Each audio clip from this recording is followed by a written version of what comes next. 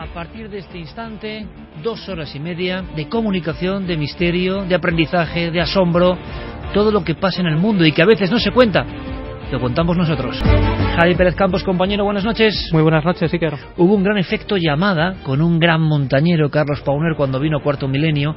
Nos volvió a hablar de lo que pasa en la alta montaña, en un mundo prácticamente vetado para el común de los mortales, un mundo con sus mitos, sus leyendas, sus códigos, sus sanaciones y sus apariciones, y curiosamente, a raíz de esa presencia tan gráfica de un gran alpinista español, hemos ido recibiendo otras comunicaciones, hemos ido conociendo un poco algo más del gremio tan particular y por supuesto han surgido casos como el de esta noche. Sí, porque lo que nos contaba Carlos Pauner, al igual que otros alpinistas y gente que se dedica a aventuras y al riesgo, él nos hablaba de personajes que surgen en un momento determinado para ayudar y para transmitir paz. Pero ¿qué ocurre cuando esos personajes, cuando esas siniestras figuras que surgen en la densidad de la oscura nieve, lo que traen es un mensaje terrorífico para el testigo? Pues esta noche vamos a conocer uno de esos casos. Que alaridos más ancestrales, curiosos para, antes de meternos en la historia, dar precisamente las vías de contacto. Carmen. Vamos a abrir esas vías de contacto para que nos hagan llegar sus preguntas y también sus opiniones. A través del correo electrónico milenio3 con número @cadenaser.com y en las redes sociales, en Twitter, en Facebook y en Google Plus. Nos tienen que buscar en Nave del Misterio. Guillermo León, como siempre, y Diego Marañón, con todo dispuesto en ikerjimenez.com y en navedelmisterio.com, con toda la información, todos los contenidos. Están sacando unas maravillas de la fonoteca increíbles de Milenio 3, programas antiguos.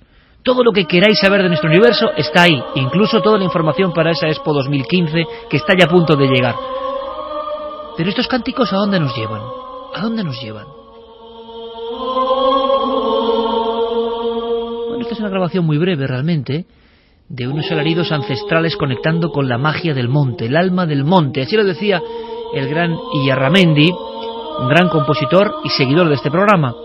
La visión simple de las montañas de Urbasa o otros lugares provoca casi un éxtasis místico. Si uno todavía tiene una mínima parte de su alma conectada a la naturaleza, de repente siente el shock.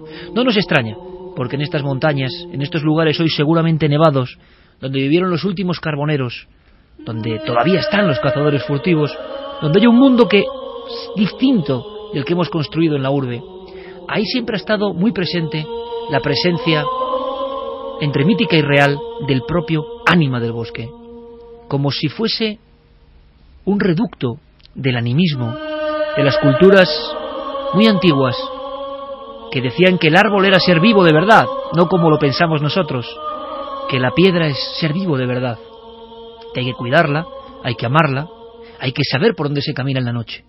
Y por supuesto, el propio día y la oscuridad también tienen sus normas. Pocos montañeros van solos en Urbasa o en las faldas del Gorbea por la noche, porque en la oscuridad pueden pasar muchas cosas.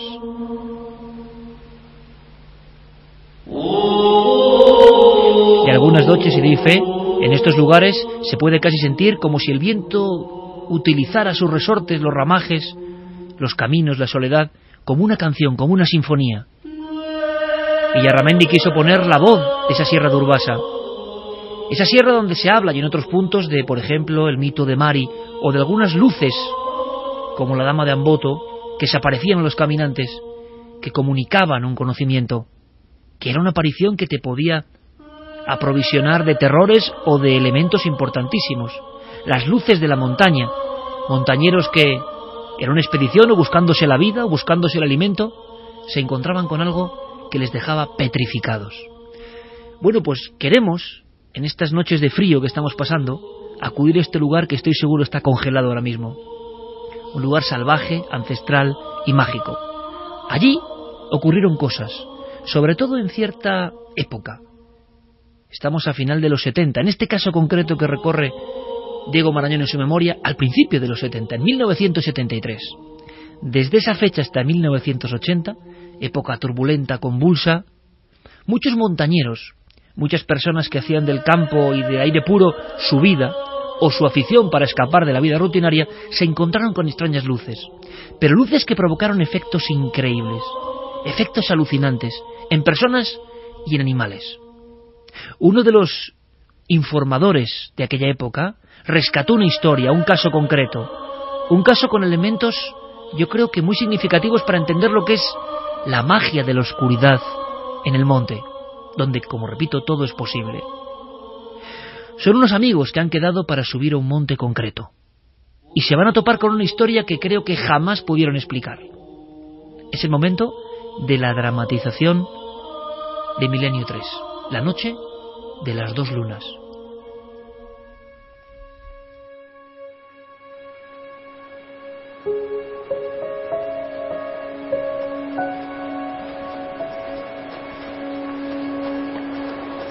Otoño de 1973, en algún punto del monte Aizcorri. Madre mía, ¿pero dónde estamos? Pues calculo que... sí, a unos 3 kilómetros de Segama, más o menos. Los jóvenes, con sus mochilas a la espalda, llevaban algo más de 2 horas ascendiendo por un serpenteante camino de piedras. Anda, que si lo llego a saber. ¿El qué? Oscar optó por no contestar. Venga, ¿qué farfullabas? Pues que si me dices en el apeadero que esto iba a ser tan duro, te aseguro que me lo hubiera pensado 2 veces. Vamos, hombre, que no es para tanto. El paisaje debería darte fuerzas. ¡Lagun, no corras! Carlos no quería perder de vista a su perro, un pastor alemán de 3 años que a menudo le acompañaba en sus rutas. Y esa es otra. El perro como si nada. No lo entiendo, pero ¿cómo lo hace? Está acostumbrado a seguirme el ritmo, así que menos quejarse y más darle a la bota. No querrás que Lagun te deje en evidencia. Yo lo único que quiero es sentarme. Y más pronto que tarde. Bueno, tranquilo. Estamos a punto de llegar a los Miqueletes. ¿Y eso qué es? Un refugio de montaña. Está al lado del túnel de San Adrián. Llegaremos en unos 10 minutos. Suena bien. ¿Hay sillas? No tiene remedio, tío. La última vez había unas cuantas, sí. ¡Pues vamos! Los 2 jóvenes y el fiel perro no tardaron en divisar el refugio. La zona, situada entre 2 valles, siempre había sido un lugar fronterizo. Los Miqueletes hacía referencia al nombre que antaño recibían los vigilantes de los límites entre las provincias que separaba el túnel de San Adrián. Es muy raro. Está anocheciendo. Deberías tranquilizarte. Pero es que hace por lo menos 1 hora y media que tendrían que haber llegado. Carlos se refería a 2 de sus amigos que tenían previsto llegar en el último tren y con los que había acordado reunirse en aquel lugar. Igual se lo han pensado mejor. No. Santi es muy responsable como para hacer eso. Sabían que les estaríamos esperando aquí y que nos preocuparíamos si no aparecían.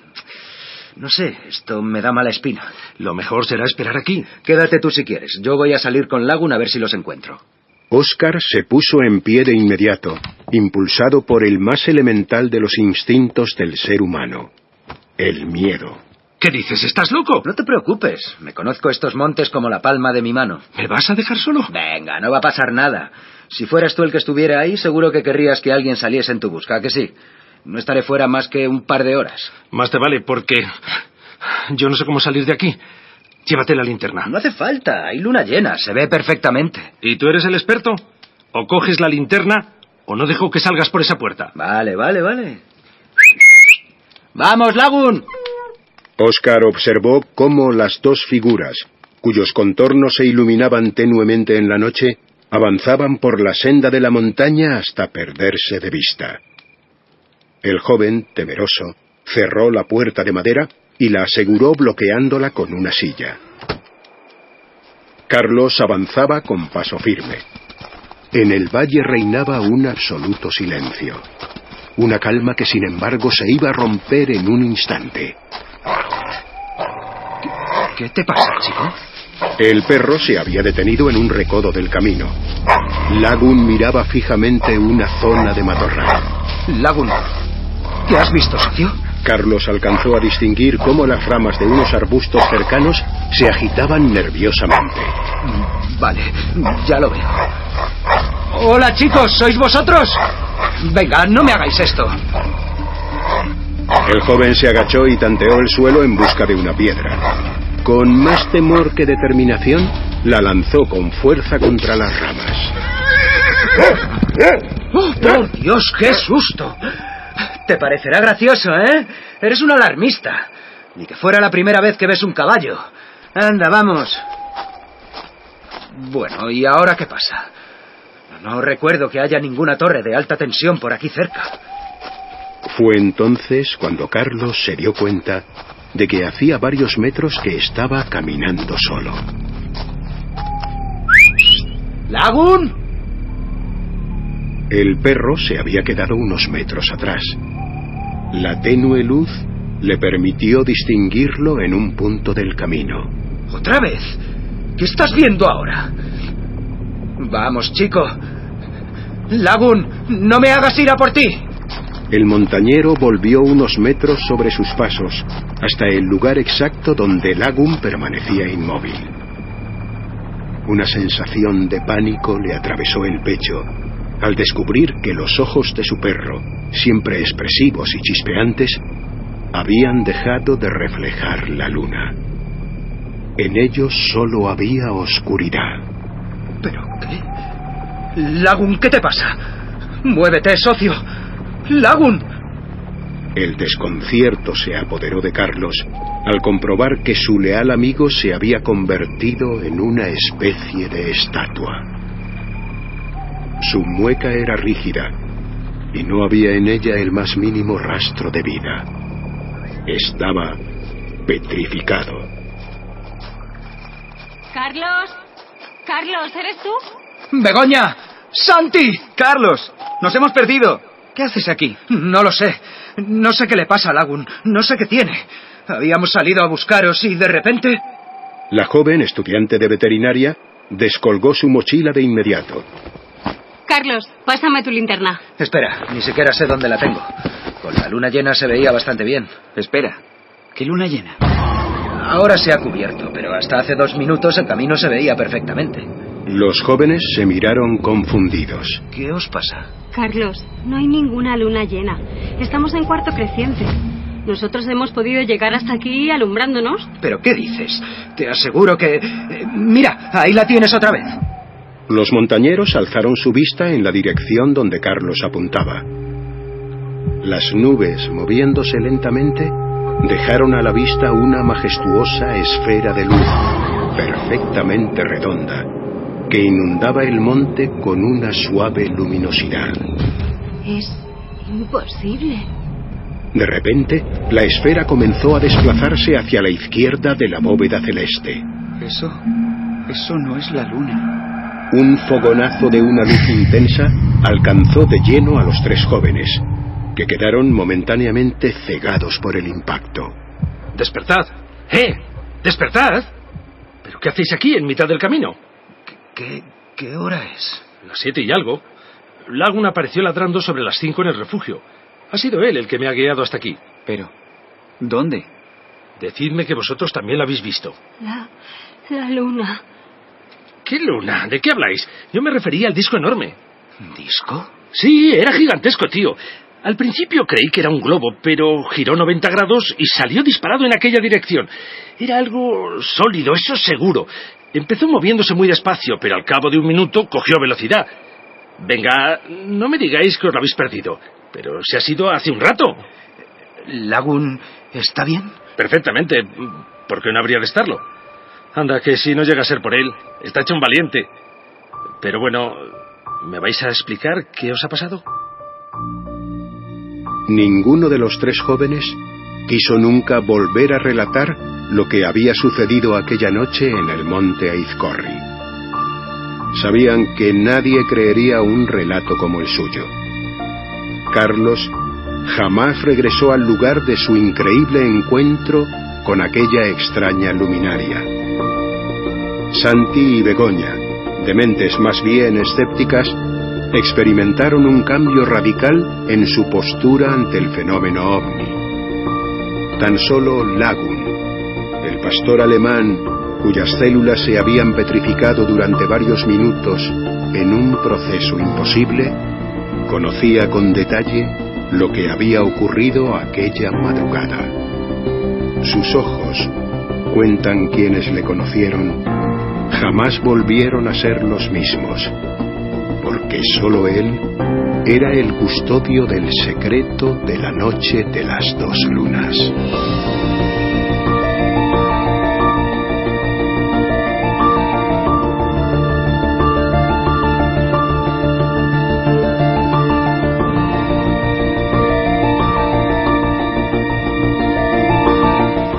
la idea de las dramatizaciones, aparte de que es algo sugerente, que uno dé vueltas a la cabeza, ¿qué pasó en aquel tiempo perdido, entre comillas, con aquellos montañeros del monte Izcorri? Es una parte que ha dramatizado, que ha recreado, que ha literalizado nuestro compañero Diego Marañón en su guión, pero el caso original, el caso que da, digamos, idea matriz para luego poder expresar a nivel casi poético esta sensación del monte, lo que pudo ocurrir, es gracias a José Luis Guillerna Grijalva, cuando lo conoce la comunidad ufológica. Hablamos de hace más de 40 años prácticamente el suceso, 42, y a final de los 70 esto aparece en la mítica revista Mundo Desconocido, principios de los 80. Andreas Faber-Kaiser y Alejandro Beñati, que ponían unos titulares escandalosos y maravillosos, ponían bajo la sección el problema número 1 de la ciencia moderna. Era una especie de, digámoslo así, antitítulo que acompañaba a la información OVNI, que era la principal de aquella gran revista. Una revista que os aconsejo que si veis en algún lugar de viejo y amáis el misterio, os apoderéis de ella, cueste lo que cueste, porque aún hoy, creo que lo hacemos todo lo que tenemos esa revista completa, uno indaga en artículos y se sigue sorprendiendo. Es como si la mítica y mágica colección de Mundo Desconocido fuese hasta variando. Había cosas que uno pensaba que, bueno, no interesaban tanto, las vuelve a releer.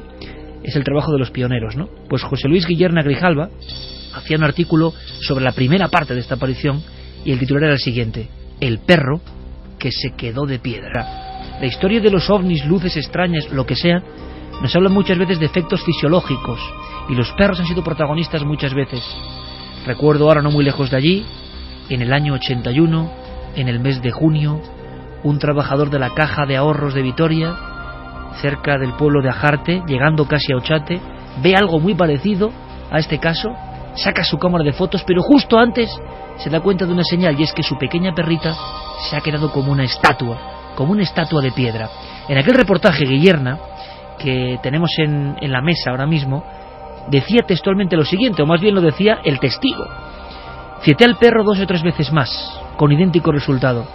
Entonces se me ocurrió agarrarle de la parte superior del cuello, donde la piel es más consistente, para tirar de él y que saliera de la posición de muestra. ¿Cuál no sería mi sorpresa al comprobar que aquello no era un perro? Era una estatua. No se notaba al tacto ni el pelo del animal. Todo era como una roca. Permanecía firme sobre sus 4 patas, con el hocico pegado a tierra. Intenté agarrarlo de nuevo, pero no podía. Normalmente, si me pellizco, por muy tenso que yo esté, siempre consigo agarrar mi piel, músculo, lo que sea. Pero al perro era imposible hacerle esto. Estaba totalmente duro. Entonces me asusté, pues vi que allí sucedía algo raro. Muchos casos donde los animales son los protagonistas de esta historia, pero pocos con esta historia tan gráfica, ¿no? El perro que se quedó de piedra. Yo decía, ¿qué ha pasado con este tipo de luminarias hoy? ¿Siguen apareciendo? ¿Siguen existiendo? Hay un mito muy extendido, que tenemos móviles, tenemos vídeos, tenemos capacidad de grabación, y como que ellos, sea lo que sean, ese fenómeno ha perdido importancia, ha perdido vigencia. Le he encargado a Carmen que haga una cosa que me puede parecer interesante y quizá vosotros también. En un solo día, en las últimas horas, si uno vaga por el mundo, porque claro, la información es tan amplia que hemos perdido perspectiva. Vamos a los mismos sitios, buscamos las mismas noticias, somos presos de la misma cárcel virtual, creyéndonos libres, al final hacemos recorridos muy similares. Pero ¿qué está pasando en el mundo en un día en cuanto a los ovnis? Hoy, enero 2015, en la frontera entre enero y febrero, ¿qué pasa en un día en torno a los ovnis hoy? Pues mira, por ejemplo, ocurren hechos que, como bien decía Iker, al llevar teléfonos móviles que tienen todo tipo de soportes para poder grabar tanto en vídeo como en fotografía, se pueden obtener filmaciones como la que ha obtenido un vecino de los bosques de Rendlesham, en Inglaterra. Mítico lugar, Santi, ¿eh? Estaba paseando con su perro por esa arboleda y lo que se encuentra son 3 grandes luminarias, 3 grandes bolas de luz, que además van después perseguidas por un helicóptero. Un helicóptero hace acto de presencia y parece que están jugando tanto el helicóptero como las luces. Pero hablamos de hoy, por tanto. Sí, estamos hablando de informaciones que han salido hoy. Los vídeos pueden ser de hace 2 o 3 días, pero las informaciones han llegado hoy. Como si, yo hablo muchas veces de la Gaceta del Norte, del Correo, del Norte Express, del Pueblo, como si hoy cogiésemos la portada de un periódico y combinásemos la sección OVNI Experiencia y le hiciésemos hoy en el 2015, ¿no? ¿Qué nos encontramos? Pues curioso, de momento un lugar donde ya en el 80 hubo un caso tremendo con militares. En Missouri, además, este sería un caso de los que llamamos cercano, porque el testigo asegura que cuando iba en su automóvil ha visto un gigantesco disco volante que sobrevolaba por encima de su cabeza. Ha dado todo tipo de detalles, que era metálico, que parecía reflejar las luces e incluso que le ha perseguido durante unos metros. En México, esto han sido cámaras de seguridad que, ya sabéis que los volcanes en algunos lugares se controlan durante 24 horas. Pues aquí ha ocurrido. En el volcán de fuego de Colima se ha podido grabar un aparato un tanto extraño, porque ya se está hablando del caballo ovni de Colima. Es decir, es un objeto volante que parece que tiene una serie de patas, por eso la gente que estaba viendo las imágenes que se han emitido ya además en diversos medios, porque son impresionantes. El volcán entra en erupción y algunos dicen que puede ser algo que ha expulsado el volcán y otros dicen que no viene de la dirección que el volcán puede expulsar desde dentro, sino que parece que viene desde fuera. Un objeto también negruzco, parece que metálico, pero se está estudiando, porque ya sabemos que pues cuando se trata de volcanes pueden ser expulsión de lava. También tenemos la NASA, como siempre. Hay un asteroide, el B686-2004, que bueno, pues los ufólogos están un tanto enfadados con la NASA porque han dicho que las imágenes que se han emitido parecía que llevaba un rombo al lado de este asteroide, y lo que ha dicho la NASA es que puede ser una luna del asteroide, que hay muchos asteroides que tienen una luna, 2 y 3 incluso a su alrededor, y que esta puede ser una de ellas. Se ve perfectamente que es una especie de puntito romboidal que hay junto al asteroide. Brasil y Argentina. En estos dos lugares se ha filmado exactamente lo mismo, parece que llevaba una trayectoria. Es una forma discoidal, pero esta vez con fuego. Se ve perfectamente cómo va volando. No es un meteoro. No es un meteorito por una simple razón, porque cambia de dirección. Los meteoritos llevan una trayectoria y siempre van hacia abajo y llegan a caer a la Tierra. Ojo con ese dato, que es importante por lo que vamos a contar ahora, el cambio de dirección. Exactamente. Pues en Argentina y en Brasil se ha filmado exactamente lo mismo y por ahora no se sabe qué es. Cambio de dirección, objeto volante discoidal y completamente en llamas, en fuego. Repito, es un experimento que yo nunca había hecho. Informe OVNI del día. Casos destacados en prensa, con filmaciones, con elementos gráficos, casos cercanos. Missouri, Reino Unido, Rendlesham, México, Brasil, Argentina. Hay que preguntarse, por tanto, y me gustaría abrir el debate, por lo menos escuchar a nuestros amigos y escucharos a vosotros. Y esta misma noche, ¿por qué no una noche cualquiera, como siempre digo, esta misma noche, en algún páramo de España, en alguna montaña elevada del norte, como ocurrió en el monte Izcorri, en algún lugar de costa, en algunas dehesas, por ejemplo en Extremadura o Salamanca, en las marismas, donde tantas veces han surcado ese terreno pantanoso las luces, mitad disco, mitad imaginación popular, en lugares donde el folclore es muy fuerte, adquieren otro significado. Esta misma noche, sin que nosotros nos demos cuenta, esta noche de frío, todos con nuestros móviles, tabletas, creyendo controlar el mundo y quizá más cerca de lo que pensamos, al otro lado de los tabiques de piedra, al otro lado del cortijo del caserío, podrán estar de nuevo danzando estas extrañas. No sé qué penséis del experimento, me gustaría saberlo, en las vías de contacto, ya sabéis, todos preparados. Los ovnis, hay como una especie de mito que se repite en torno a ellos. Ya nos han dado por imposibles, sea lo que sean, ya no se aparecen tanto, y sin embargo tenemos más medios que nunca. Bueno, pero... ¿Quieren hablar Santi y Javi? Hablad. Mira, quizá la clave esté en todos esos medios de los que tú hablabas. A lo mejor no es que el fenómeno sea esquivo, a lo mejor es que somos nosotros los que estamos dejándolo de lado. Quizá esos medios que nos servirían para grabarlo, para difundir el fenómeno, para tener más pruebas que nunca de él, lo que hace es servirnos de estímulo para alejar nuestra mirada del cielo. De hecho, cuando uno quiere mirar Marte ya no mira al cielo en busca de Marte, teclea en Google dónde está ese planeta, o busca una aplicación que le diga o que le indique dónde está ese planeta, la distancia que hay a la Tierra, todos los datos que uno necesita saber. De alguna forma hemos perdido un poco ese romanticismo de mirar al cielo por esa frialdad tan objetiva de mirar a la pantalla de nuestros ordenadores. A mí eso me ha gustado, me ha gustado. Sí, además la grandeza del experimento que ha hecho Carmen es que hemos cogido el día de hoy absolutamente. No estaba mal la idea, ¿verdad, Santi? No está nada mal, pero desde luego los ovnis no nos han abandonado.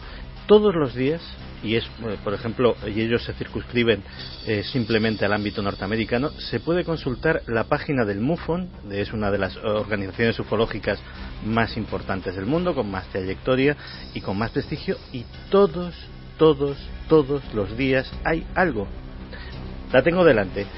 Hoy efectivamente estaba el caso de Missouri, que decía Carmen. O sea, se complementa con la prensa y el archivo ufológico, porque por lógica del archivo ufológico uno se puede tener más reticencia, ¿no? Pero cuando salen en prensa quiere decir que ha sido algo muy sonado, ¿no? Efectivamente. Pero el 28 teníamos uno en Luisiana, y el 27 otro en Tennessee, y el 26 uno en California. Hasta el 25 y el 24 no tenemos nada, no todos los días. Qué curioso. Pero casi todos los días. Decía precisamente José Luis Guillerna, el informador de esta historia que ha recreado Diego Marañón, por supuesto con la ayuda magnífica de José María del Río en la narración, la voz José María del Río, Alfonso Saz en la realización, Iván Jara, Elisa Chía, José Antonio Páramo o Eduard Naranjo. Gracias a ellos hemos vivido esa sensación que Javi ha descrito perfectamente. Es que no es la frialdad del iPad, ¿no?, que te enseña todo. Hemos perdido esa conexión con ese sentimiento que hemos intentado recuperar esta misma noche. Pues ese investigador a la vez decía, cuando yo empezaba en todo esto hace no sé cuántos años, hacía un símil, ¿no? Muy bonito. La ventana de mi casa era la única encendida en la noche mirando las estrellas, ¿no? Buscando algo más. Hoy, se refería a final de los 70, todas las ventanas, muchas noches, en una metáfora, están encendidas de gente que está mirando las estrellas y buscando, atisbando esa magia. Ojalá vuelva esa magia, porque lo curioso, y me gustaría mucho escuchar vuestras reflexiones y lo que opinéis sobre este tema, lo curioso es que el experimento de ovni diario, que podríamos hacer en otras ocasiones, nos da casos, lo que ha contado Carmen, son casos muy fuertes, potentes, no de ver una lucita en el cielo. Pero es que en Argentina, por ejemplo, están pasando cosas que no nos llegan, que no aparecen casi en prensa, y que, ojo, estamos investigando encuentros de tercer tipo. Yo espero que nuestro compañero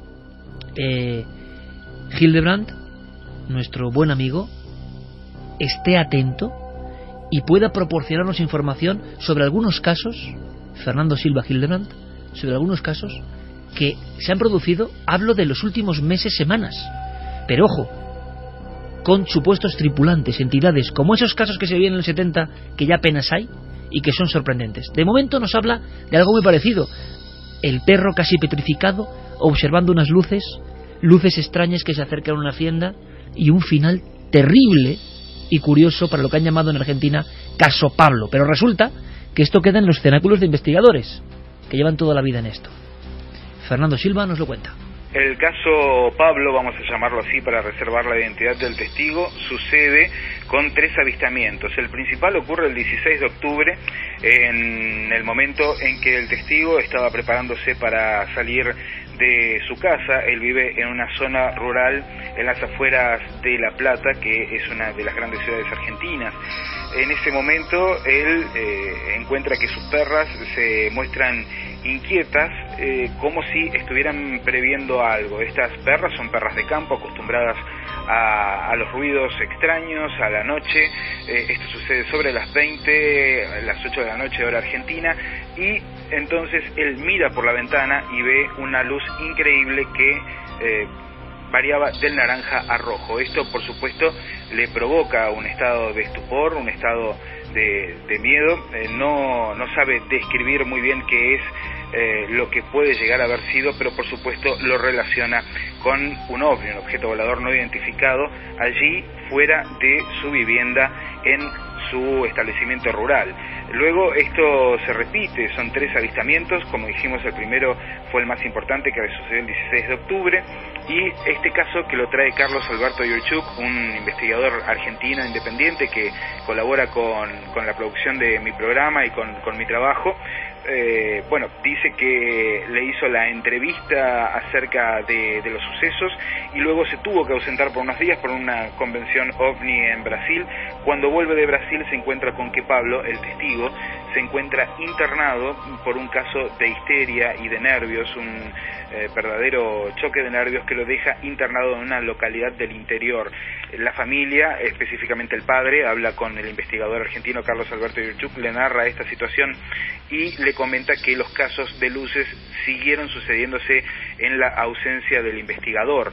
Hasta la fecha no se ha podido comunicar con esta persona por encontrarse en este estado y está esperando poder hacerlo para poder ampliar este caso y conocer un poco más acerca de qué es lo que pasó para que Pablo, este productor rural de la zona de La Plata, quede internado en medio de la histeria y del pánico. Esta banda sonora mítica que suena una y otra vez porque así lo pido yo, Yeray, porque es como un deseo casi de volver a aquel tiempo, ¿no? Quizá tenemos el deseo reprimido infantil de volver a ese tiempo, porque en la infancia no fuimos muy conscientes de que eso estaba ocurriendo. Las ventanas de los viejos bloques de las afueras de algunas ciudades se encendían, al igual que se encendían las linternas en el monte intentando encontrar respuesta, una respuesta esquiva, una respuesta que siempre parece lejana, el eterno juego de las luces y los ovnis, si es que son ovnis, o qué son, que aparecen, que se esconden como un teatro, y que eso sí, tanto dejan petrificados a los perros como a las personas, porque estos protagonistas, como tantos otros, nunca vuelven a ser los mismos. Entre estos montañeros, y esto es una parte de la realidad del caso, había auténticos beligerantes escépticos, esto me encanta, beligerantes escépticos, o sea, que se habían proclamado como en contra del fenómeno ovni, y aquella noche en el monte Izcorri cambiaron absolutamente su vida después de percibir lo que sus ojos estaban contemplando. Pero vayamos un poco más allá antes de conocer rápidamente y pasar a otro tema, abrir esas puertas del psiquiátrico con vuestros mensajes. Una cosa más, hemos hablado de eso, de la expectación, pues por fortuna, y también con un poco de añoranza lo digo, eso se está viviendo, por ejemplo, ahora mismo en algunos lugares de Argentina, en este momento en que pensamos que no hay información. Las personas están viendo extrañas luminarias, pero hasta el punto de que una persona absolutamente eficaz y honesta como Fernando Silva Hildebrand, nuestro compañero, director del programa Ciencia y Misterios en Argentina, y que seguro nos va a dar muy buenas informaciones para Milenio 3, estamos en pleno proceso de colaboración, él mismo una de estas noches, como buen investigador, ha visto una de esas luces que están llamando la atención en la zona del corazón de Argentina. Ahí estaba. Y sobre todo, como ha dicho Carmen antes, con un elemento concreto. A ver si descubrís el elemento. Hay una cosa que pasa con las luces en el cielo, que es lo que nos tiene que hacer pensar en que estamos viendo algo extraordinario, algo extraño, algo que no es normal. En enero de este año 2015, luminarias que se han visto sobre la ciudad de Santa Rosa, capital de la provincia de La Pampa, y que a primera vista parecen ser la Estación Espacial Internacional por la magnitud de la luz, pero luego toman muchísima más luminosidad. Uno de los testigos lo comparaba con las luces delanteras de un avión, las luces de aterrizaje de un avión cuando se encienden, pero el punto importante es que estas luminarias de pronto cambian su trayectoria de manera brusca en el aire, haciendo ángulos de entre 45 y 90 grados, lo que descarta que sean satélites. En mi caso particular me ha tocado ver uno hace aproximadamente semana y media en el patio de mi casa, mirando las estrellas, aproximadamente a las 21:30 horas, que ya está anocheciendo. Pude ver una de estas luminarias que avanzaba sobre la ciudad de Santa Rosa, capital de la provincia de La Pampa, y que de pronto se detiene en el aire y cambia de dirección con unos 90 grados. De esta manera se descarta que sea un satélite, que sea la Estación Espacial Internacional o incluso que sea un objeto volador conocido, ya que ese tipo de giros es totalmente imposible. Casos que son constantes aquí en Argentina, que son constantes en la zona central y en cualquier lugar al que uno vaya donde nunca se detiene el fenómeno OVNI. Abrimos la investigación, Javi. Espero que en un tiempo prudencial tengamos información fresca sobre algo que a mí me apasiona especialmente. Son casos que no son habituales. Hubo algún repunte hace un par de años de encuentros recientes en Argentina, en el corazón de Argentina, con seres. Sí, y de hecho nos contaba Fernando que incluso hay poblaciones enteras, sobre todo poblaciones rurales en Australia, donde la gente está tan aterrorizada que cuando cae la noche... ¿En Australia has dicho? Perdón, en Argentina. Digo yo, hemos ido muy lejos. En Argentina, donde la gente no quiere salir precisamente por el miedo a este tipo de luces y a este tipo de seres que otro productor radiofónico con el que vamos a intentar contactar llega a ver en la puerta de su casa. Tiene tal ataque de pánico que solo consigue llamar a su hijo que vaya a por él con el coche y se marcha de allí y no regresa a esa casa rural. Y hay visiones incluso colectivas en playas donde se ve un ser tipo de grandes... Conil. Efectivamente, tipo Conil sería el ejemplo perfecto porque es un ser de grandes dimensiones que se ve en la orilla de la playa. No adelantes más, Javi. Vamos a buscar testigos, vamos a escuchar voces, pero me hablas de presencias concretas separadas de una luz y que tienen forma antropomórfica, ¿no? Y que surgen además también cuando aparecen esas luces en el cielo. No queremos levantar mucha expectativa porque quizá luego estos casos en una investigación profunda queden en menos y queremos tener toda la investigación sobre el terreno. Nuestro compañero Fernando Silva y Javier Pérez Campos desde luego nos darán buenísima información. ¿Y qué información nos dais vosotros? ¿Creéis que en las noches de España siguen ocurriendo estos casos? ¿O en los países donde estáis escuchando Milenio 3? Yo siempre hablo de España, pero hay que empezar a hablar en global, ¿no? Evidentemente. ¿Y existe la presencia ovni pero no interesa contarlo? Es una engañifa enorme lo de los ovnis. Siempre se han visto retazos de cosas en el cielo, e incluso a baja altura, pero que al final no contactan del todo, no tienen un mensaje. ¿Es otra cosa? ¿Y nos hemos equivocado siempre en torno a este fenómeno? Pues bueno, hay todo tipo de opiniones. Nora dice: estas noticias provocan sentimiento de vulnerabilidad e inquietud. Un buen mecanismo de defensa es la ignorancia. David Zae: espero que pueda estar aún entre los vivos el día que estos seres contacten públicamente con nosotros. Hispana Guerrera dice: quizá hasta los pilotos de los ovnis nos hayan dado por perdidos y se hayan desinteresado. Mar HL: y si en lugar de ET sean humanos que nos visitan desde un futuro en el que ya es posible viajar en el tiempo, sí, puestos a divagar. Va cogiendo mucha fuerza. Esa no se decía en los 70 y ahora va cogiendo mucha fuerza, ¿eh? Conforme la técnica va enseñándonos que quizás sea posible, ¿no? Special K: me gusta escuchar casos actuales de ovnis, ojalá, como en otros tiempos, sección de ufología en prensa general. Lucky Grung: sea lo que sea, no parece que sea natural. El Cuervo: esas luces son armas militares. No sería la primera vez que los militares nos muestran esas imágenes para ver cómo reaccionamos. Johnny Moreno: un familiar cercano mío fue testigo del ovni en Canarias en marzo de 1979. Sí. Nunca habló con la prensa. 5 de marzo. Antonio Rubio: ¿os acordáis de aquel volcán impronunciable de México de la temporada pasada? Pasa igual que con este volcán nuevo. Popocatépetl. Que por cierto ya surgía en las portadas de revistas de los años 70-80. Ya os traeré la portada porque la encontré el otro día y me quedé alucinado. Parece que la actualidad ovni en realidad resurge. Es un bucle. Totalmente. Ya el volcán Popocatépetl, que hemos sacado por lo menos 2 o 3 filmaciones que yo no sé qué explicación pueden tener, son fragmentos de algo, pero de objetos que parece que salen de la caldera, ya era protagonista de fue historia. Portada, además, creo que la revista es Contacto Extraterrestre, sí, que claro, es, claro.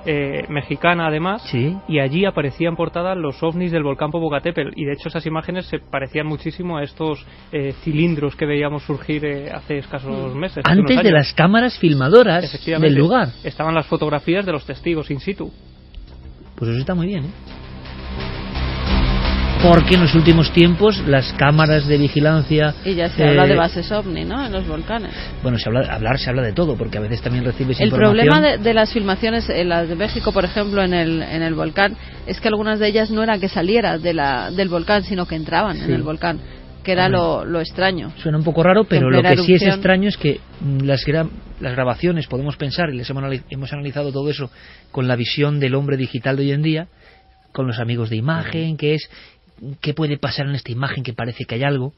Y Javi acaba de dar una cuestión muy interesante, que es que mucho antes de esas cámaras digitales enfocando al volcán, resulta que lo que se veía era lo mismo, porque era un problema enorme que hay, Carmen lo sabe bien con las fotos, es que mucha gente manda fotos de ovnis, pero que no están viendo el ovni. Eso es muy importante. Fotografía algo y sale un ovni, entonces ya se rebaja el nivel de interés enormemente, porque no es lo mismo estar viendo el ovni y fotografiarlo. Os prometemos no abandonar el tema. No te creas que se rebaja, porque algunos ovnis que Guillermo León fotográficamente no ha sabido explicar era porque estaban haciendo una fotografía día en un paisaje cualquiera y justo detrás, no se sabe por qué, sí, volando aparece Eternos una Ovnis especie Invisibles, de disco. pero que hay pocas historias. No, invisibles no, que no te estás fijando en ese momento, no que estás estaban mirando físicamente. exactamente. Bueno, eso también, pero que muchas veces es un efecto que parece de la propia tecnología, ¿no? Y ahora nos desnudamos de tecnología y vemos que en los años 70 en ese mismo volcán pasaban cosas. Os ofreceremos toda la información de lo que está ocurriendo y por supuesto esta misma noche, si alguien ve algo, estamos dispuestos a dar todos los datos. Vamos a marcharnos rápidamente, si os parece, a otro lugar. Un lugar que no es agradable, un lugar que no es nada agradable, desde luego. La pesadilla eterna es que tú estés perfectamente sano y que por algún motivo te metan. Esto ha ocurrido muchas veces, ¿eh? En un psiquiátrico de los de antes, en un manicomio. Bueno, y en los de ahora. Bueno, han cambiado mucho las cosas. Si tú no, sí, pero si tú no estás enfermo y oyes a las personas que claro, verdaderamente están enfermas, pues te puede provocar un sentido de nerviosismo a ti. Pero imagínate antiguamente, cuando los métodos, lo cuenta muchas veces el doctor Cabrera, eran como eran. Dice el doctor Cabrera, hijo de psiquiatra, claro, que era la única forma, que era lo más humanitario, aunque hay toda una corriente, y tú, Santi, lo sabes bien, en la conspiración, ¿verdad?, en contra de la psiquiatría. Es decir, como una gran amenaza para la humanidad, ¿verdad? Sí. Hay mucha gente que hace campaña, como el que hace contra los chemtrails, contra la manipulación en los alimentos. Esto es curioso porque no lo hemos hablado y da para un tema, ¿eh? La conspiración de la psiquiatría. Yo no lo digo, lo dicen los conspiranoicos. Deberíamos hablar incluso de dónde viene el origen de esa campaña, porque curiosamente esa campaña, y se han gastado muchísimo dinero, viene sobre todo de la Iglesia de la Cienciología. La Iglesia de la Cienciología lleva décadas haciendo campaña de la psiquiatría como tortura mental. Y de ahí surgen tantos miles de vídeos virales sobre... Y de exposiciones físicas. Yo he acudido a una.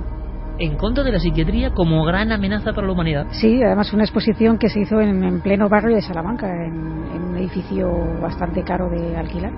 Qué curioso, porque me ha llamado mucho la atención, ¿no? Hay conspiraciones como de vanguardia, que siempre están ahí, pero hay una, y si uno indaga ve enseguida los vídeos y... la conspiración del dominio mental, prácticamente, ¿no? Con una serie de pautas. Bien, el eterno terror, claro, yo me refería, pues imagínate a los psiquiátricos o manicomios de principios de siglo, o a los que ya retrató Goya, pero lo contaba muy bien la película El intercambio, ¿os acordáis? Qué terrible era aquella mujer, caso real, que le devolvieron un hijo desaparecido que no era su hijo y le hacían creer que era su hijo. Angelina Jolie entrando dentro del psiquiátrico. Es que ahora nosotros, y si nos acompañáis, aunque sea de visita, entramos en un viejo psiquiátrico.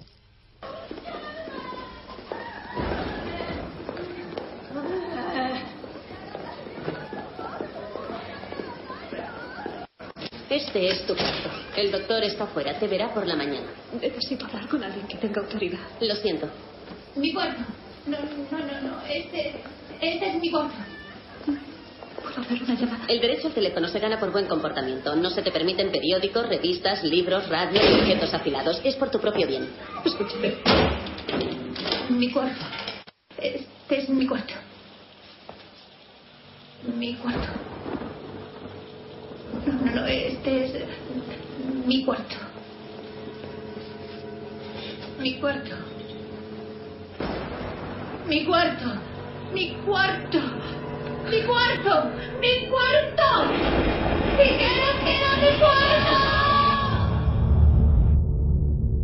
La compañera de celda, las toallas mojadas, los electroshocks. Eso era una inocente, alguien que estaba perfectamente sana. Le había engañado la autoridad. Por eso los psiquiátricos y evidentemente los manicomios antiguamente, como se decía, pues han sido lugares propensos para las historias de terror. En este caso la revolución viene desde México, pero con una historia basada en hechos reales, en un lugar donde pasaron muchas cosas, claro. Sí, porque el 5 de febrero, es decir, la semana que viene, se estrena en México la película Archivo 253.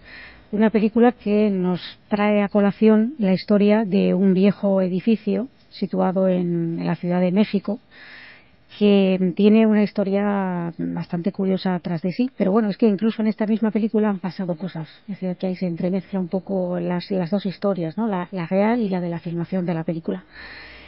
La verdad es que lo curioso es que esta película se ha ido a rodar precisamente a este lugar, a la clínica psiquiátrica San Rafael, que estaba situada en la Avenida de los Insurgentes Sur, 4177, Y bueno, pues la historia de por qué se va a ese lugar, el propio director, Abe Rosenberg, la explica, ¿no? Él acudió a esta clínica para echar un vistazo con vistas a otro proyecto que tenía en mente realizar allí. Lo que pasa es que al visitar el edificio se da cuenta de que va a ser demolido próximamente, ¿no? Se dio la orden de demolerlo en 2013, aunque el edificio estaba cerrado desde 2009 y solamente había personal de seguridad. Entonces, claro, al ver que tenía muy poco tiempo para realizar el proyecto original, decidió darle la vuelta a la historia y plantear una historia de terror que se pudiera rodar dentro de ese mismo escenario, aprovechando esa situación en que estaba cerrado al público, pero que tenía que ser justo antes de que se demoliera, obviamente. Entonces, bueno, si os parece, podemos conocer un poco la historia de esta clínica, y tenemos aquí preparada una historia real que sucedió, al parecer, en este lugar. El sonido no es muy bueno, hay que decirlo, es una vieja grabación de Televisión Azteca, si no me equivoco, sí.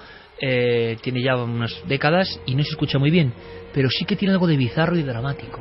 Es un reportero que cuenta algo a las puertas de ese lugar, y es un paciente que, como le pasaba a Angelina Jolie en el intercambio, fue metido ahí a la fuerza, sin estar enfermo. Tiene su fuerza, vamos a escucharlo. Entrar a un psiquiátrico puede ser una experiencia muy impresionante para un visitante. Sin embargo, el visitante sabe que puede salir. Pero ¿qué pasa cuando alguien que asegura que no está loco es internado a la fuerza aquí? TV Azteca visitó a Mario, quien pasó por esta situación cuando solo tenía 19 años. En 1980 yo era un adolescente que quería salirme de mi casa. De alguna manera a mi madre no le gustó la idea. Ella recurrió a un médico que se ostentaba como psiquiatra. Este médico, sin conocerme, sin haberme visto siquiera, me diagnostica enfermo mental. A solicitud de la madre, los médicos irrumpieron una noche en casa de Mario. Lo sedaron y se lo llevaron a la fuerza a la clínica San Rafael. Cuando despertó, Mario estaba amagado en una Bartolina. Según cuenta, allí recibió un tratamiento que apaciguaría su rebeldía. 20 sesiones de electrochoques en un periodo de 38 días y 7 días de gasoterapia. Con esto Mario olvidó hasta su nombre, y si bien se tranquilizó, terminó terriblemente dañado física y moralmente. Entré en estados de depresión, entré en estados de suicidio. Yo me quería matar porque ya no resolvía nada. Mi cerebro, como era de adolescente de 19 años, había quedado como de 10.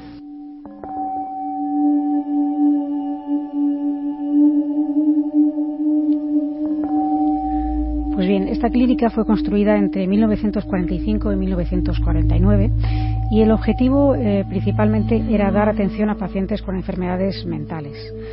En 1969 se amplió la clínica para poder albergar hasta 200 enfermos. Y en 1998 se decidió dar cobertura a pacientes con esquizofrenia y psicosis con bajos recursos económicos. Sin embargo, parece ser que las prácticas que se realizaban en el interior de esta clínica no eran ortodoxas, ni tampoco era la praxis, se distinguía por una buena praxis, ¿no? De hecho, según hemos podido tener acceso a alguna información relativa, aunque se supone que era un proyecto para gente con bajos recursos, hay muchos testimonios en la red de gente que si se pagaba dinero introducían o ingresaban a un paciente que a lo mejor no estaba tan mal como se decía.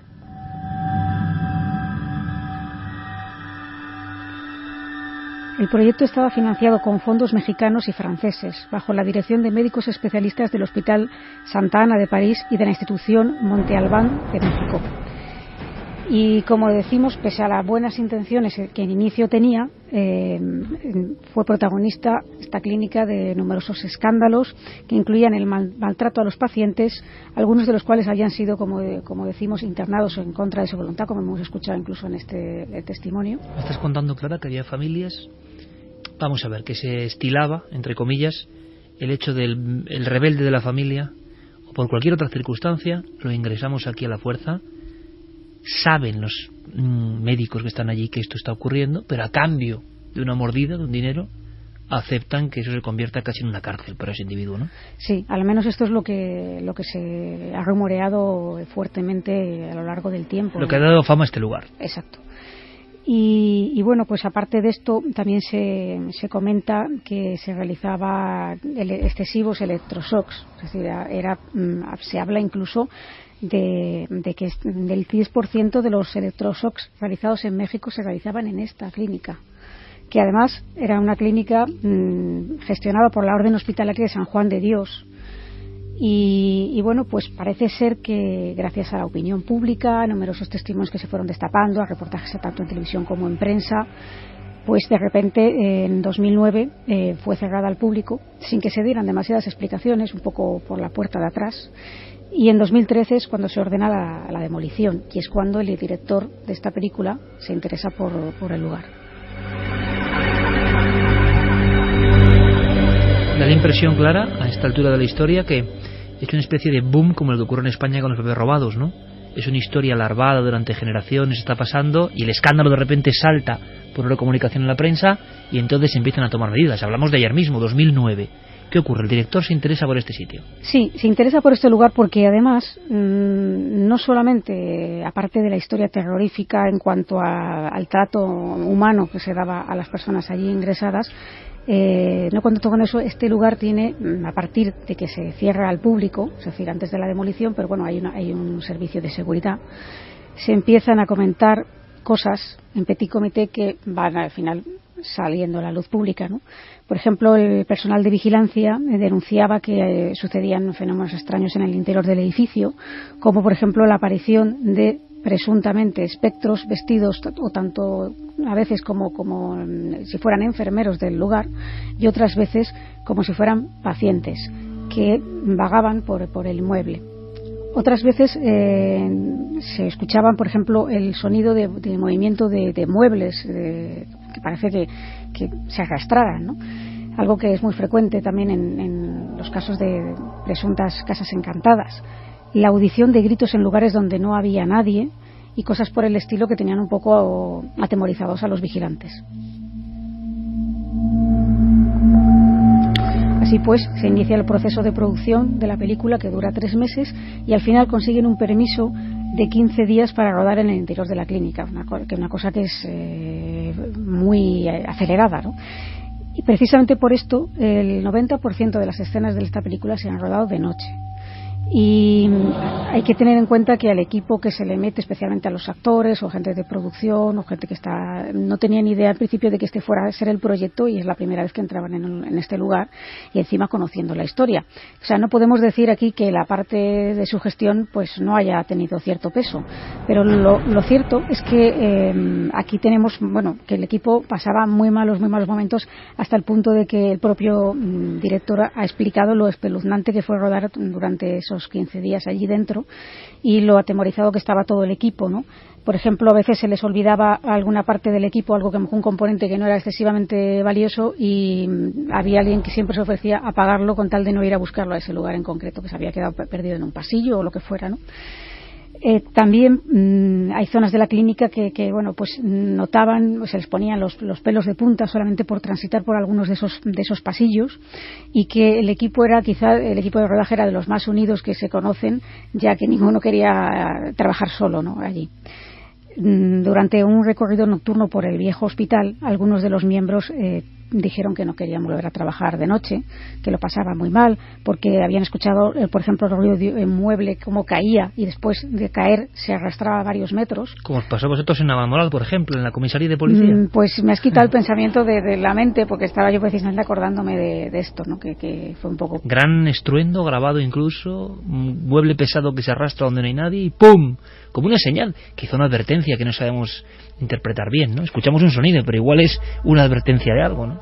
Pues no lo sabemos, pero lo cierto es que estos sonidos se van a poder escuchar muy pronto en Cuarto Milenio, porque precisamente hemos estado haciendo nuestra criba de grabaciones, y esos estruendos que nosotros no oímos sí quedaron grabados.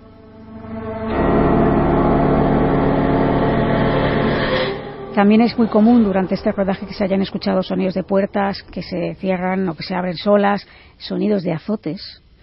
Y la mayoría de los miembros del equipo salían con un dolor de cabeza tremendo de allí, debido a la fuerte impresión de estar metidos X horas allí en la oscuridad y con lo que ellos llamaban malas vibraciones. El propio director opina que en un lugar que ha habido tanto sufrimiento y tanto dolor, algo residual puede haber quedado en el inmueble.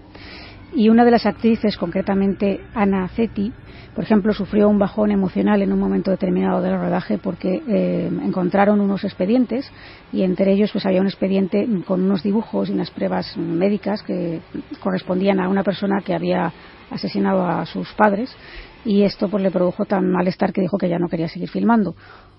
Es más, en otro de los pasillos, uno de los actores se topó con una sombra muy alta que también, pues claro, decía lo mismo, que él sinceramente no quería... Llega a ver la figura. Llega a ver la figura, y el propio director ha contado que al final de uno de los pasillos se cerró una puerta sola delante de sus narices, y él mismo salió corriendo más de 400 metros, y cuando le comentó a la gente de seguridad que estaba en la clínica lo que le había ocurrido en esa zona en concreto, le decían que eso era muy, muy común y que curiosamente en esa zona no había ventanas ni corrientes de aire. 2:38, muchos pensarán, bueno, puede ser una argucia, ¿no?, en el aspecto hoy en día de publicitar un film, de intentar echar a carne en el asador, pero es curioso porque lo cuentan tampoco es tan espectacular, sino que más bien es como un equipo le ha pasado, que ha ocurrido en España también, francamente mal, sin ver grandes cosas. Hombre, de la sombra sí, pero de inventar te inventas otras cosas, ¿no?, que has llegado a ver todo tipo de historias para promocionar tu film. Sin embargo, aquí el testimonio es bonito. ¿En qué sentido? Un grupo, y sabemos lo que es la producción cinematográfica o televisiva, han estado con ese perpetuo dolor y mala vibración por estar en uno de estos sitios. Yo estoy recordando ahora la sensación que estabas contando, seguro que lo he contado más de una vez, cuando estuvimos en los sótanos de Carabanchel, donde estuvo el Garrote Vil, y donde estaban las celdas, donde ha habido más de un ajusticiado. Yo nunca he tenido esa sensación de pesadumbre, de desconexión absoluta y de mala vibración. Pocas veces. No era una cuestión fantasmagórica, era una cuestión que parece que hay lugares que de verdad han dejado como si fuera gelatina, ¿no?, la densidad del tiempo. Puede ser algo parecido. La película se llama Archivo. Archivo 253. Santi, tienes que hacer ese viaje, ¿eh?, por la historia esta de la campaña, no sé si es real o no, ahí ya lo dejo en tu mano, de convertir la psiquiatría y la experimentación psiquiátrica en una especie de amenaza al nivel de las grandes conspiraciones. Pues lo haremos, y déjame que te cuente una cosa que me ha venido a la mente después de lo que ha contado Clara. Hace un par de años tuve ocasión de conocer a Jon Ronson, uno de los grandes del periodismo de investigación actual, de The Guardian, y me contó una historia. ¿Tú crees que a día de hoy puede pasar eso de que un inocente quede en un hospital penitenciario? En un hospital psiquiátrico penitenciario. Si un hospital normal ya de por sí es chungo, hablando mal y pronto, imagínate lo que tiene que ser un psiquiátrico penitenciario como el de Broadmoor en Inglaterra. Tú me preguntas a mí si creo que es posible. ¿Tú crees que es posible? Perfectamente. Pues él conoció a Tony. Tony es un ciudadano británico que estaba ante los tribunales acusado de agresión. Se enfrentaba a una condena de a lo sumo 1 año, a lo sumo, y no tuvo otra feliz ocurrencia que fingirse loco para eludir esa condena. Acabó en Broadmoor, sigue en Broadmoor, lleva muchos años en Broadmoor y no consigue convencer a los médicos de que todo fue una invención.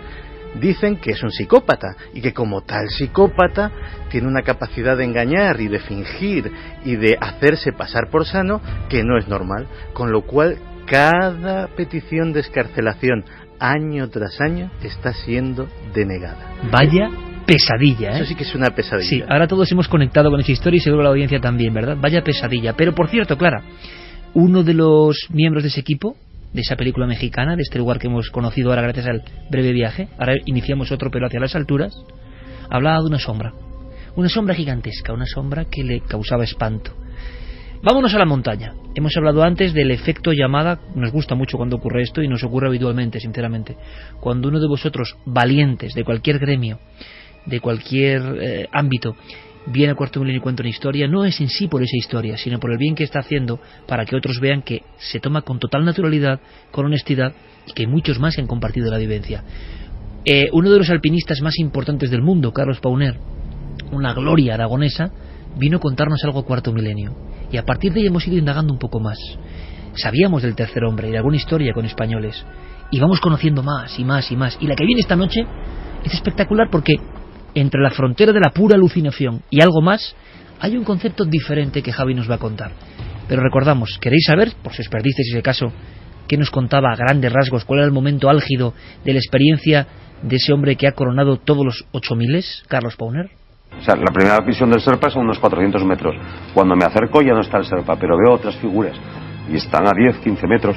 Y me acuerdo porque les veo el arnés, les veo las cintas de escalada, los mosquetones. Son gente que va vestida igual que voy yo, vamos, que decir que no es que vayan de otra manera, no, son escaladores. Estaban subidos a las paredes, es decir, esa especie de corredor de hielo, pues había uno, pues, ya son muchos, no es que son 2 o 3, veo 4 o 5 o 6, y unos están a un lado y otros están al otro.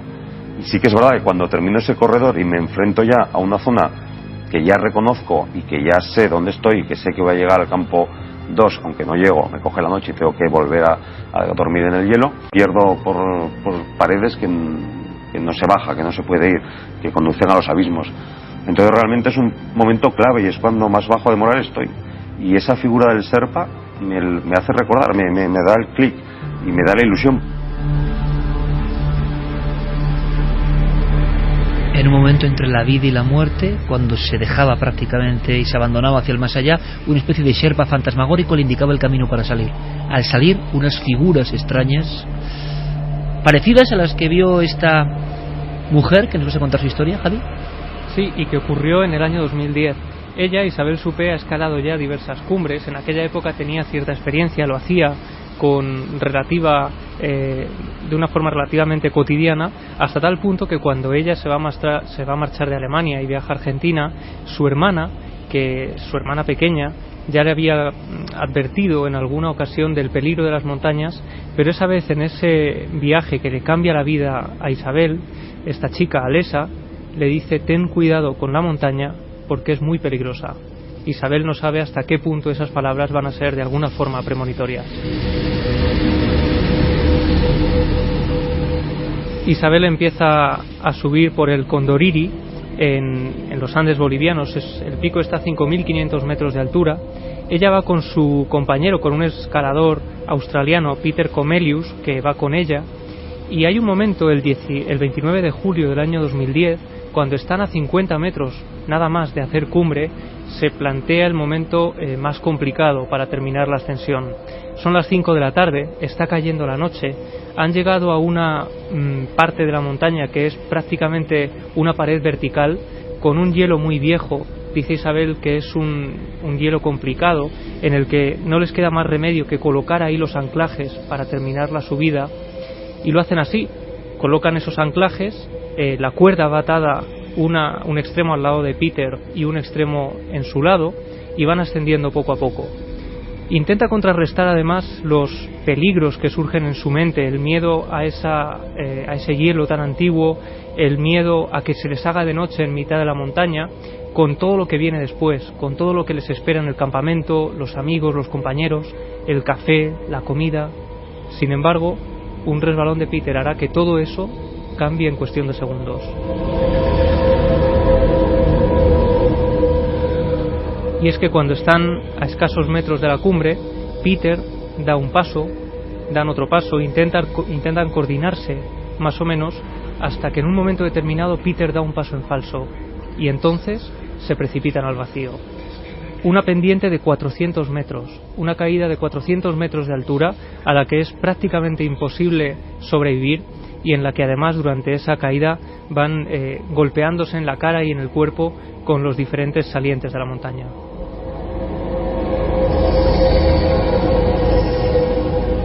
Y en cuestión de segundos el cuerpo de Isabel y el cuerpo de su compañero Peter impacta contra el suelo. Es un choque brutal, y Isabel nos recuerda perfectamente cómo esa caída de 400 metros fue como un tiempo que no terminaba nunca. Lo más llamativo es la cantidad de tiempo que a uno le queda para pensar mientras uno cae y mientras en realidad no transcurren más de segundos, quizás un minuto, la verdad no sé cuánto tiempo habrá sido, pero en definitivo no fue mucho y para mí fue una eternidad. En la caída por poco me arranco el pie y si bien no lo arranqué totalmente, quedó muy mal herido, más que un dolor, la sensación más impresionante que habré tenido en toda mi vida, lo cual en una situación así sería una condena a muerte.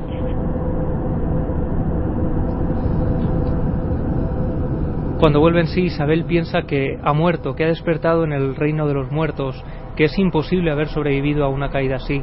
Sin embargo, cuando empieza a incorporarse y tiende gran parte de su peso sobre sus pies, nota que uno de ellos no le responde. Ella dice que es como una especie de masa escurridiza que no le obedece.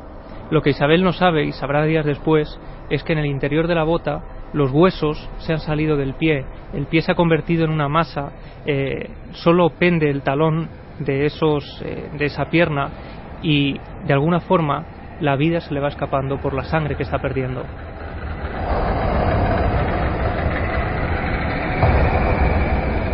Y a su lado su compañero Peter está tendido en el suelo. Él no ha tenido la misma suerte, grita desesperado, pide auxilio, pide ayuda, pero en su caso no consigue sobrevivir. Al cabo de un tiempo Peter acaba muriendo en mitad de la nieve. Pero Isabel sabe que tiene que hacer todo lo posible por salvar su vida. En un principio cree que los compañeros de rescate llegarán al día siguiente a auxiliarla y que solo tiene que esperar unas horas hasta que amanezca y poder hacer unas señales. Lo que ocurre es que la primera noche, en mitad de esa oscuridad completa y absoluta, aparecen unas figuras que no deberían estar allí. Veía primero figuras que venían acercándose, cargando todo lo necesario para armar la carpa, y sobre todo bolsas de dormir y té. Y durante un primer momento me llenaban de esperanza y después me generaban una frustración inmensa.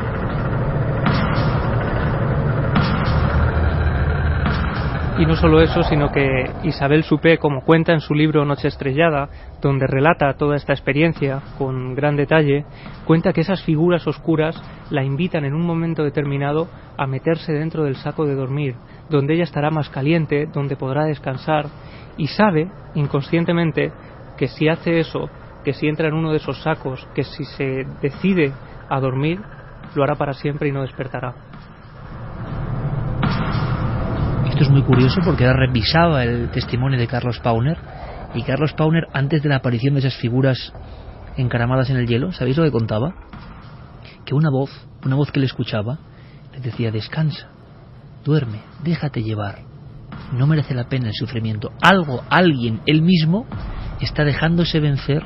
Hay una especie de voz interna o externa, no lo sé, que te obliga, por la decisión que sea, a abandonarte. Es curioso porque es lo mismo. Sí, ella cuenta además que lejos de hacerla sentir acompañada o de hacerle sentir tranquilidad, ella sentía cierta inquietud cuando veía estas figuras. Esto es un caso único en el Tercer Hombre, si es que es esto, ¿verdad? Siempre provocan paz, ánimo, ganas de salir de allí. Y este caso nos sorprende porque le produce una gran angustia a la visión. Claro, porque a su vez, cuando estas figuras de pronto desaparecían, igual que habían aparecido de manera repentina, lo que producían en ella era una total desesperanza.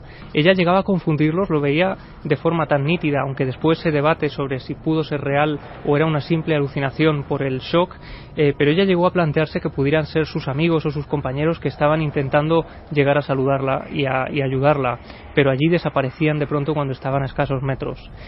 El segundo día, cuando Isabel se da cuenta de que los compañeros no llegan, decide seguir adelante e intentar acercarse a la cima de la montaña para poder hacer señas a sus compañeros, y lo hace intentando saltar todavía más barreras que hay por el camino, sobrevivir. Con el pie destrozado. Con el pie destrozado, y de hecho ya cuenta cómo en un momento determinado, cuando tiene que saltar una especie de barrera natural, al levantar el pie, de dentro de la bota surge borbotones de sangre muy roja que a ella le hacen ver que es algo muy grave, algo tan grave como para que la muda y todo lo que lleva dentro no haya absorbido esa cantidad de sangre.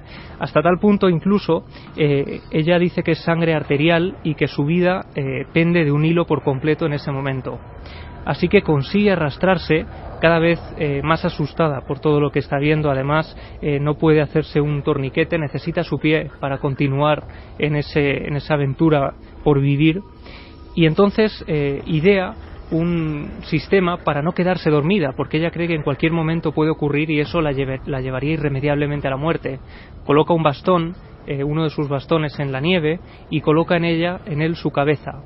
Y es entonces cuando empieza a dar cabezadas y a luchar por seguir despierta.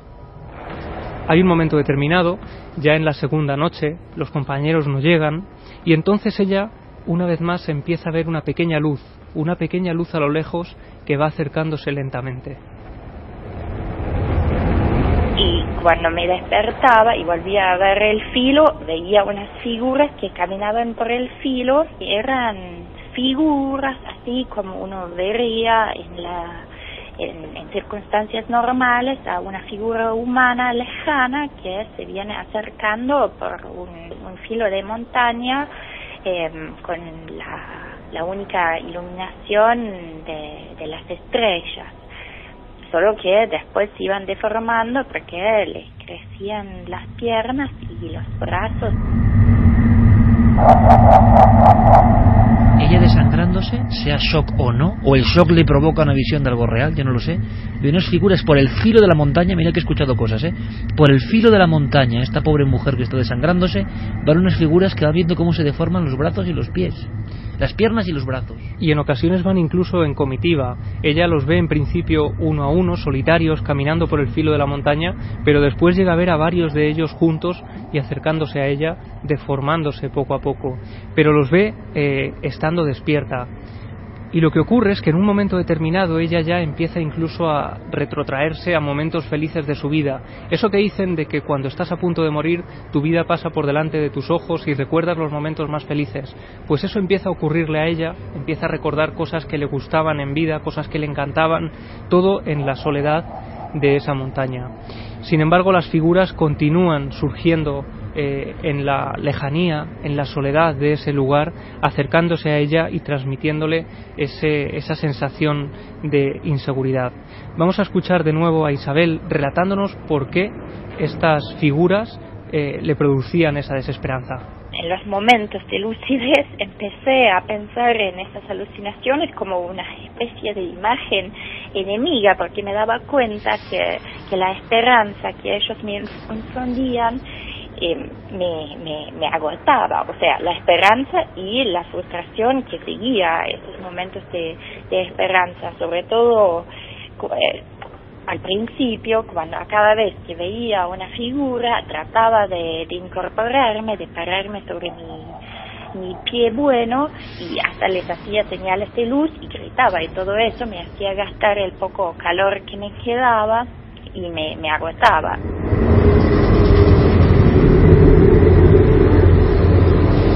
Y ese tercer día, cuando ya está amaneciendo... 3 días con el pie así, con la sangre arterial... Efectivamente, 2 noches, y es al tercer día... Preguntaba Clara que precisamente en las noches son las apariciones de las sombras, es curioso, no por el siempre, día, sino por la noche. Siempre durante la noche, y es esa tercera mañana, cuando ya está amaneciendo, vuelve a ver unas figuras por ese mismo lugar por el que había visto las sombras durante la noche. Estas figuras van caminando por el filo de la montaña. Isabel empieza a hacerles gestos y esta vez las figuras responden, sí que son humanos y han llegado a salvar su vida.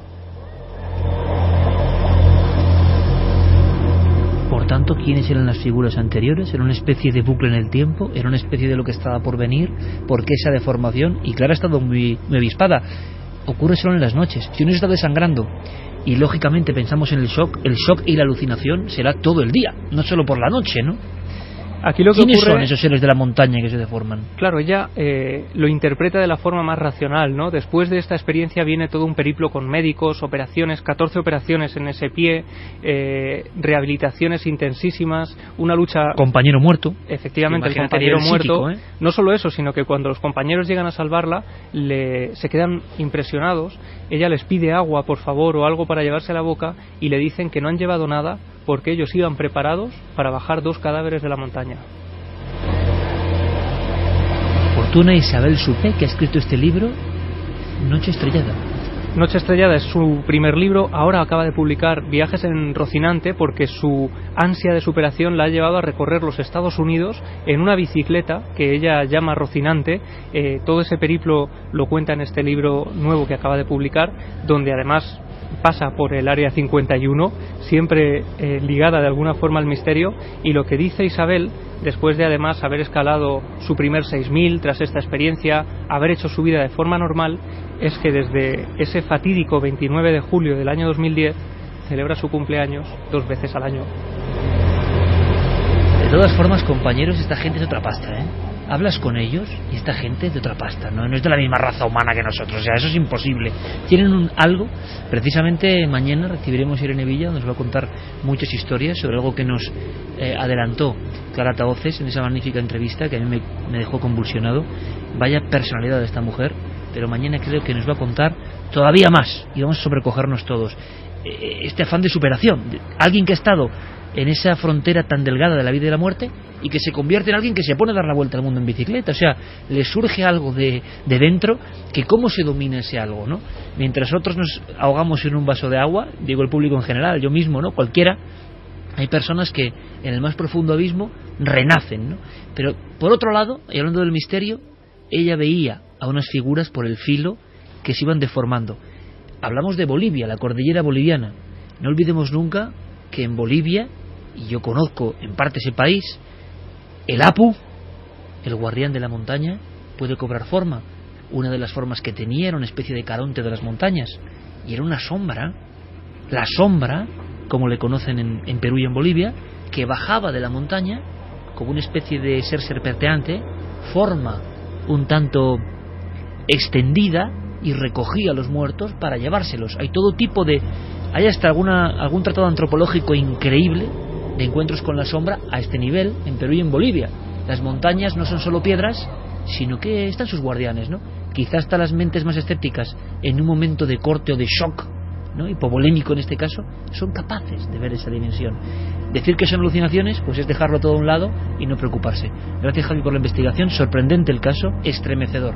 Como siempre digo, ahora llega la hora del estremecimiento más real y más auténtico, con las noticias, la información que trae nuestro compañero Carlos Cala. Todos atentos en la cadena SER y enseguida vamos con muchas más historias. Carlos, todo tuyo.